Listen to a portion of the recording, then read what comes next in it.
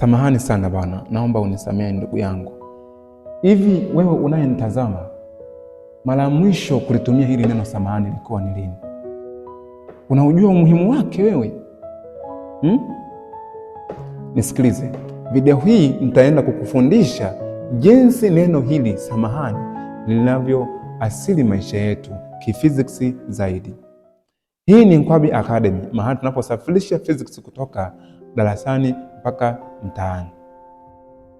Kwenye Biblia, katika kitabu kimoja cha Mathayo 18 kuanzia fungu la 21 hadi 35, kitabu hiki kinaelezea jinsi kikomo cha kusamehe kilivyo, na pia kinaelezea nini kitawatokea wale watu ambao hawana roho ya kusamehe. Nikianza na Mathayo 18 fungu la 21-22. Fungu hili linaelezea jinsi Petro alivyokuwa anamuuliza swali Yesu kwamba ndugu yangu nimsamehe mara ngapi?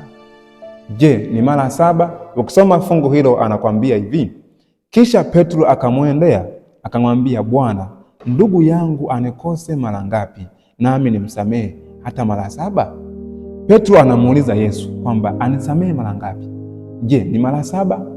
Yesu anamjibu anamwambia hivi, sikuambii hata mara 7, bali hata 7 mara 70. Anamwambia sikuambii hata mara 7, bali ni 7 mara 70. Ukichukua 7 mara 70 ukitimes unapata mara 490. Sasa wewe unayenisikiliza nikuulize leo hii, hivi umesamehe watu kufikia hiyo idadi ya 490? Ukweli ni kwamba wengi wetu tunawezekana hatujafikia hiyo idadi, lakini inadhihirisha kwamba kusamehe ni neno ambalo tunapaswa kulitumia katika maisha yetu kadiri makosa yanapotokea. Hakuna kikomo cha kusamehe. Sasa kwa nini tusamehe? Kwa nini umsamehe mwenzako? Kwa nini umsamehe ndugu yako? Kwa nini umsamehe mke wako? Nisikilize, usiondoke. Acha nikupeleke darasani, utaweza kunielewa.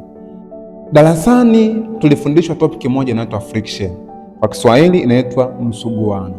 Katika topic hii tuliona kwamba msuguano inatokea pale tunapokuwa na vitu viwili ambavyo vipo vimegusana. Na kumbuka kila kitu kina uso wake, ambapo kwa Kiingereza tulisema kwamba is a force that opposing the relative motion of an object moving over the surface of other object in contact. Maanake ni kwamba ili nipate msuguano ni lazima niwe na vitu viwili ambavyo vipo vimegusana. Let's say tuna kitabu cha physics hapa na kitabu cha chemistry hapa. Sasa ikitokea pengine kitabu hiki kikawa kinajongea kutoka sehemu huku kwenda sehemu ya huku, hapa kwenye hizi face, kwenye hizi nyuso za vitabu viwili ndio tunapata hiyo frictional force ambayo ni nguvu ya msuguano. Sasa nguvu hii kipindi tunasoma tuliona ina aina kuu mbili ambayo ni msuguano tuli na msuguano mwendo. Msuguano tuli manake ni static friction na msuguano mwendo manake ni kinetic friction. Hii msuguano tuli unapatikana pale kitu kikiwa kimetulia, na msuguano mwendo kinatokea pale kitu kikiwa kipo kwenye mwendo. Sasa madhara yake tuliona, madhara ya friction tuliona mojawapo ni kuwa na joto na pia kuwa na uchakavu wa vitu. Kwa mfano, tunapokuwa tumenunua kiatu kikiwa kipya kinakuwa na meno, lakini kadiri ya muda hicho kiatu kinaisha meno yake. Hata kwenye matairi labda ya pikipiki, ya gari, tunapokuwa tunanunua tairi zinakuwa zina meno, lakini zinapokuwa zinatumika meno yale yanaisha. Zinaisha kwa sababu ya madhara ya hii concept ya darasani ambayo ni msuguano. Lakini madhara yake yanaweza kawa yanasaidia na yanaweza kawa hayasaidii. Mfano, wale ambao tumekulia kijijini, sisi tulikuwa tunawasha moto wa kutumia kiberiti. Kile kiberiti unapokuwa unapiga kile kijiti, manake kitawaka kupitia hii nguvu ya friction, nguvu ya msuguano. Sasa tukiwa darasani tulisoma hivi, katika madhara ya friction, tunapokuwa tunaamua kupunguza madhara yake, mojawapo ya njia ni kutumia mafuta, lubricant. Na ndio maana kwenye magari utakuta kuna grisi, kwenye injini ya gari ya pikipiki utakuta kuna oili. Kazi kubwa ya oili ni kupunguza madhara ya ile friction ambayo ipo ndani ya vyuma vile ambavyo vinafanya kazi kwenye sehemu moja hiyo. Sasa katika maisha yetu sasa, tazama hii friction na kutoka darasani inavyoathiri sasa katika maisha yetu, kwamba kama tulisema lazima kuwepo na vitu viwili. Mimi katika maisha nazungumzia uwepo wa mwanadamu, nazungumzia mimi, nazungumzia mtu mwingine. Sasa pale panapokuwa na watu wawili au makundi mawili ambayo ni tofauti, huwa kuna friction ndani yake. Kwa nini friction? Ni kwa sababu kila mtu ana tabia zake, kila mtu ana mtazamo wake, kila mtu ana experience yake ambayo anayo. The same na kwenye magrupu. Sasa tuchukulie mfano, mtumie jina langu mimi, tuna Salu na tuna Madu.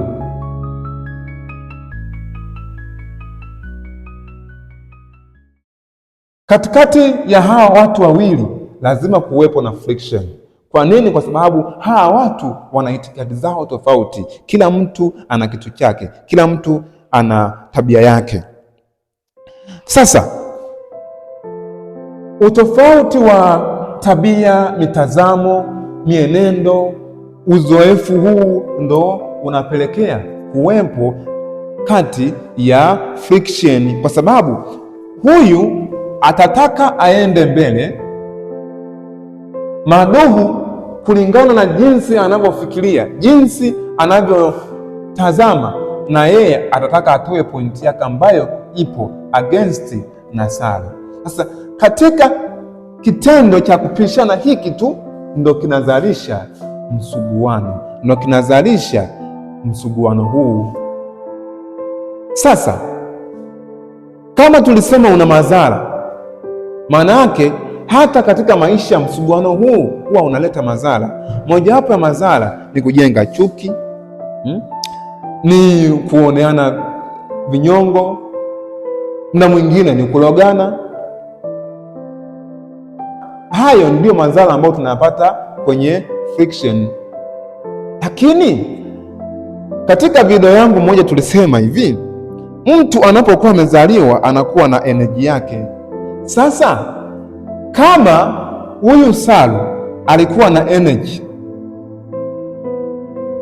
energy yake, the same to Madu, anapokuwa amekutana na friction, maana yake itampelekea hii energy kutofanya kazi the way inavyotakiwa, na kama haitafanya kazi, maana yake itampelekea huyu Salu awe na nyuso mbaya usoni, asononeke, awe na kinyongo. Na tayari kama una kinyongo ndani ya moyo wako, manake hata mwili utasinyaa, utaonekana umechoka, utaonekana huna chochote. Ni kwa sababu ya friction. Shuleni tulisoma, tukiwa hapa tulisema, ili tupunguze friction we need to use the lubricant materials, mfano oil, grease. Hata hapa ili tupunguze msuguano huo lazima tutumie kilainishi, lazima tutumie mafuta. Na mafuta hayo, ndugu yangu unayenitazama, siyo oil ambayo tunaizungumzia hapa kwenye gari, kwenye nini, ni neno samahani na upendo. Unatakiwa umsamehe mtu aliyekukosea. Kwa nini? Kwa lengo la kupunguza msuguano usije ukakuletea madhara kwenye maisha yako ya kila siku. Kwa hiyo neno samahani lina umuhimu mkubwa katika maisha, kwa sababu litakupunguzia hasira, litakupunguzia chuki, litakupunguzia kinyongo, kiasi kwamba moyo wako uwe free, ujisikie na amani. Na kadri moyo wako unavyojisikia amani, manake hata mwili wako utakuwa na amani. Msamaha sio udhaifu, bali ni kanuni ya mfumo. Ukisoma katika kitabu cha Luka 6 fungu la 37 kwenye Biblia tunajua pengine, au kama unayo soma Luka 6 fungu la 37. Hapa inazungumzia jinsi ya kumsamehe na wewe unayesamehewa. Unasamehe na wewe msamehe mwenzako. Unapomsamehe manake unajitwalia utukufu mbele ya Mwenyezi Mungu. Nenda kasome hili fungu. Kwa hiyo kumbe sasa katika maisha yetu tutambue kwamba upo muhimu wa kusamehe. Lakini nikukumbushe kitu. Kama tulisoma shuleni huku tuna static friction, tuseme ni FS, na kinetic friction manake msuguano mwendo, na huu ni msuguano tuli. Ipo kazi kubwa ya kuondoa msuguano tuli kuliko msuguano mwendo. Kwa hiyo na katika maisha yetu mtu anapokosea, ile mwanzoni unatafakari nimsamehe au nimwache. Hapo ndio kuna msuguano ambao ni heavy duty kuzidi msuguano kipindi tayari ushaamua kumove on. Kwa hiyo nikusii wewe unayenitazama hapa leo, kama ulikuwa huna tabia ya kumsamehe mwenzako, jifunze leo. Jifunze, anza kumsamehe mtu. Usiishi na kinyongo.